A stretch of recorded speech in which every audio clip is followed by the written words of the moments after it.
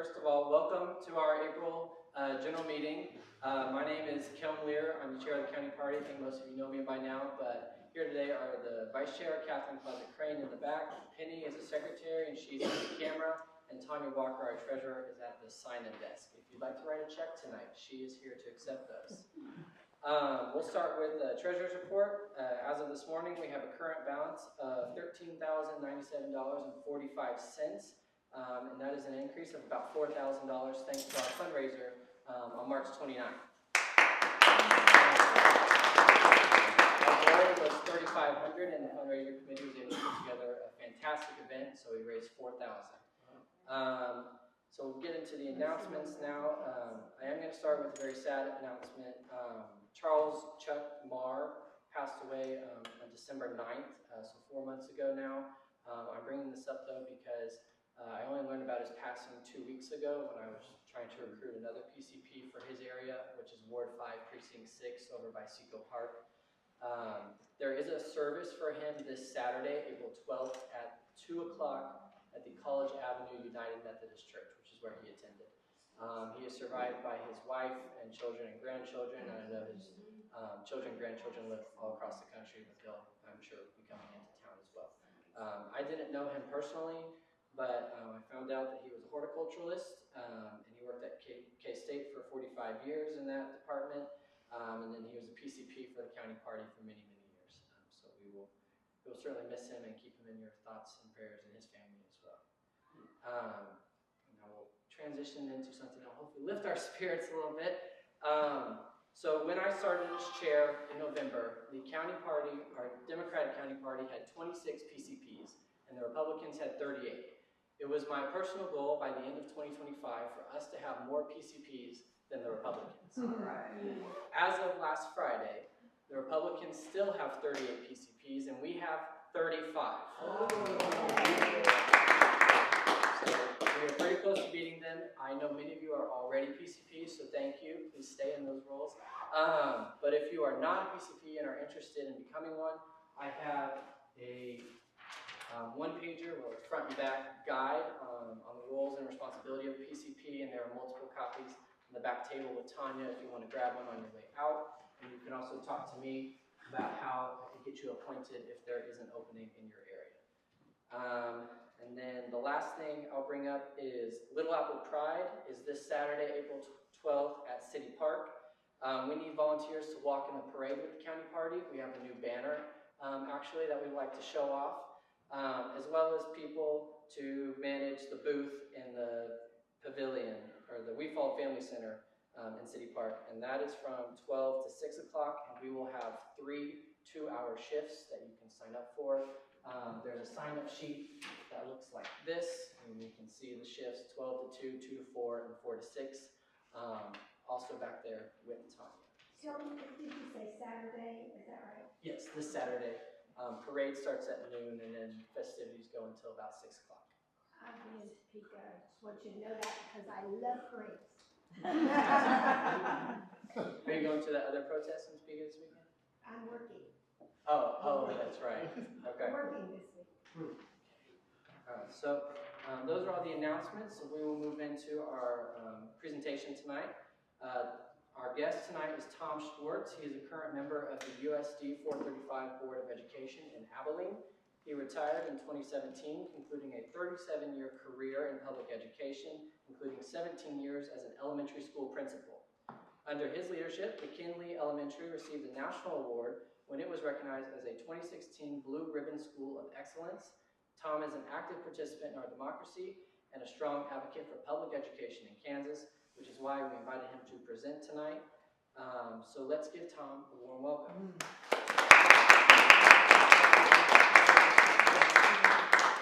So, where did you get all that? Google. I should have known. And news articles about you. So tonight's going to be more like a conversation. He's going to stand up here and present a little bit, but feel free to ask questions, and I'll kind of let you lead it from here. So thank you for coming, Tom. Yeah, thank you, Kim.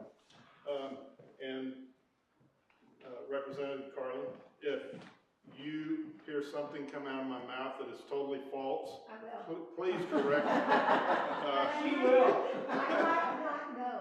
It's so fast. it's real hard to keep up with it. But yes, you are gonna be back at work on Thursday, right? Thursday, Friday, Saturday. Yeah. Maybe, Okay. maybe not Saturday, but we don't. Well, anyway, if this is a conversation, just, you know, if you have things you wanna add questions you wanna ask, that's kinda how I do better instead of me just standing here and drone on, because you don't want that to happen. Cause I do have plenty of material to drone about, and I don't want it to be that kind of thing. So, please, ask questions, whatever. I know Kelton did have a couple things that he sent to me that maybe I could touch on, and one of them was, with what's happened at the federal level. And you could probably help add to it too, Katie, because I know you were involved with the research and, you know, the main thing with the Department of Ed, is it a lot of funding that comes to Kansas schools? It's not a lot of funding, but it is funding.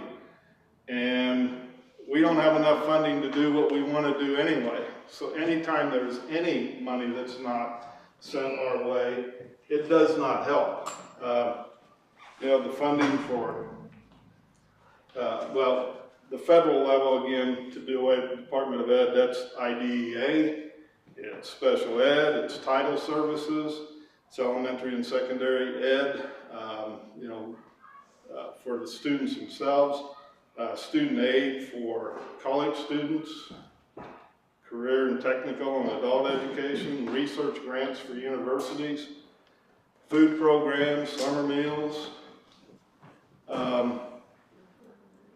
And the main thing is, to me, whenever a country has priorities, well then there should be a department for that priority. And if you get rid of education, to me that tells me that the president could care less about the kids in America, especially the public school kids. Yes. Now, where they go to a private school where he wants to fund it, he probably would care about that. But doing away with the Department of Ed just creates all kinds of problems, and it also takes the priority away from that. And that's what I see is the biggest shame of the whole thing. Besides, there is a lot of programs that we do. I mean, there's a lot of programs for kids that have special needs or who are performing lower in certain curriculum areas, and we use that funding to help those students. So again, where do we get that funding? Well, I'll get to the Kansas budget, and I know that there's been a lot of fighting, and in my end there's been a lot of cussing, and probably in your end too. But that's kind of on the federal Department of Ed. And I don't know, Katie, do you want to say anything about what you were doing? And Sure. So, well, I will add to one of the things that you didn't mention that Ed does that isn't funding. They have the Office of Civil Rights. So if a student is discriminated against, typically you could file a complaint at that level, and you would have the federal government help investigate. Now, if you have that, you are on your own. You have to hire your own attorney and lawyer. So the idea is like that'll really get silenced, and the folks that need that help won't get it. But what I was doing, I worked, so you hear Linda McMahon, the new secretary, talk about they'll make sure that they fund anything that's in statute. That's a lie. The program I worked with was the 2002 Educational Technical Assistance Act, which is congressionally mandated. And mine's just one example. So when you hear Trump say send it back to the states, even though it was federally funded, everything that I did went through the commissioner here. He said, here's my priority. I came up with a plan, and he said, yes, this is what it is. He checked in every year. So it was controlled at the state. So all of these things that they're saying they're doing with Ed, they're really just lying, I guess. But then the other piece, it's not Ed, but the Institute of Educational Services. So all the statistics that are collected across the nation, no one's going to be gathering that anymore. So if you're trying to make some decisions and plan on how to effectively use your money, you're going to have to collect all that data yourself, and you won't have historical information. So yeah, that's a lot of what's going on with Ed. It's not good, not good. And again, it's a slam of public education. That's just what it comes down to. Last Thursday, too, the Kansas State Department of Ed received a letter from the U.S. Department of Ed demanding that state education leaders certify all K-12 schools in their states are complying with an earlier Dear Colleague letter banning diversity, equity, and inclusion practices if they want to keep receiving federal funds. So even if they divert the funds to some other agency, which they say they're going to do, who knows,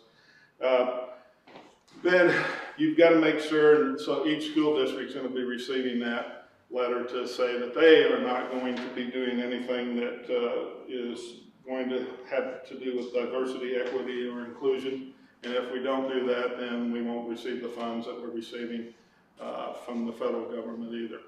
And again, that's one of those letters that was sent out. And 2 years ago, that happened at the university level. And they had a real struggle getting through all of the hoops that they had to get through. And they did it. Or they would not get their $10,000 for something, I don't know, $10 million, for something. And they all came through. All of our regional schools managed to do what they had to do. It was very disruptive to the professors and the people running the school. And then, can they really do their job like they want to do it? Well, probably not. Not in the classroom.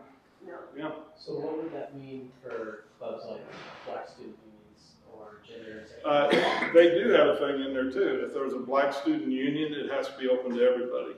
Otherwise, they cannot exist, according to this. Yeah, you've had your hand up for so long, and I haven't seen it. That's okay. But those organizations, aren't they open to everybody already? I mean, it's just people just choose not to join because they assume, Right. but they are open to everyone. Yeah, and that's right. And that's kind of what Katie was saying too. There's some of this stuff that came out, and it's like, you know, they're telling you this is going to happen. Well, it's the way it is anyway. But they're making it look like it isn't. So you're right about that. You know. I was just going to say, when you talked about the NEA and the AFT, they are suing partially because it is not well defined. So anything that somebody doesn't like, they can tell on you in a portal and say that's DEI, and you're going to have to come defend yourself. So that's part of the problem, and that it's creating this atmosphere like everybody's discriminating, which we're not. There's clubs for different interest groups, but they are open to everyone. But it's going to just put us like a culture of fear for people to not engage in those things, because you just don't know what's going to come down on you. Right. Yeah, it's like teaching in a classroom. Yeah, if you say the wrong thing and one person doesn't like it, then your job could be on the line too. So that happens way too much, yes. So, a weird what if. So, let's assume you're a university, you're religious, Baptist University, one of those, that, your students get Pell Grants, etc. But maybe you actually do believe in diversity, etc. Is that going to apply to you too? And will those groups, or if you decide you want to have a white student union, is that going to be against that? According to this stuff that's coming out from his executive order, yeah. So it'd be interesting to see lawsuits going the other direction. Yeah, and there will be plenty of them. Yeah. Yeah. Of But course, they want the chaos. we all know too how long lawsuits last, and then that hurts all those people who are right now presently in those situations. So yeah, it's just chaos. Yeah. And will that affect Pell Grants in terms of cutting the Department of Education? Or will that funding still be there, and who will administer that? Again, who knows what they're gonna do? I don't know, because yeah, all those grants and all the student loans, it's all connected, and they say it's gonna go through other departments, but I haven't heard anything that, whenever they say anything, I know it's probably not true, so I don't know what to tell you about that. I mean, they say a lot of things, and we've brought up a lot of cases right here. They're sending this stuff out, and I think it is. It's just to get everybody looking at things that they want you to look at while they're doing something else behind your back. So, yeah, it's chaos. That's one of the signs I heard or held up last week was he is number one in chaos. So he wants to be the greatest at chaos probably because he wants to be the greatest in everything. You know, I understand at the federal level, it's a complete nightmare. But something that I think we need to discuss and talk about is what do we do in this state to keep our money in our public schools instead of allowing all these transfers to the private schools? And what steps might we begin to take before the election to look for people who are more sensitive to public schools? And am I correct that even private schools send their kids to public schools for special education? Oh, yeah. So they don't really educate kids, they just want the money. And Well, we need to focus on that as something that's in our backyard. well, and as Cindy will tell you, I mean, I don't know, I think since the 80s, I know I've been on KNEA board, I was on KNEA board in the 80s. And that was something we were fighting in because the Kochs have been trying to get money diverted to private education to get all the regulations they can off of them. So, you know, they've started the Kansas Policy Institute. And they've done a great job of this because they have a policy institute in every state. The Americans for Prosperity. But the Kansas Policy Institute, they are always allowed by a committee to give their thoughts on what's going on. I've had many people in my district calling me about why is our school doing so bad compared to the others? Well, they've done a really masterful job on their Facebook posts and all the other, I don't do Instagram, but I'm sure it's on there. But all these posts that show numbers, but every one of us in here know that you can use a number any way you want to use it. And boy, they are real creative. They have shown where we have 4 levels on state assessments in Kansas. The lower level are students we really want to work on, the ones who are at level 1. Level 2, 3, and 4, level 2 is basic understanding of what is needed. I mean, it meets the requirements. But they only look at the top 2 levels and they give that score. And it makes it look like our students are failing horribly. They're not, but they are not telling the truth. And what they'll do is they will give your score using the top 2 levels and show another school district using their 3 levels. And it makes your school district look like crap. And so they say, do you want to do something about this? Well, become a school board member. And I'm sure you've seen all of those ads. Become a school board member.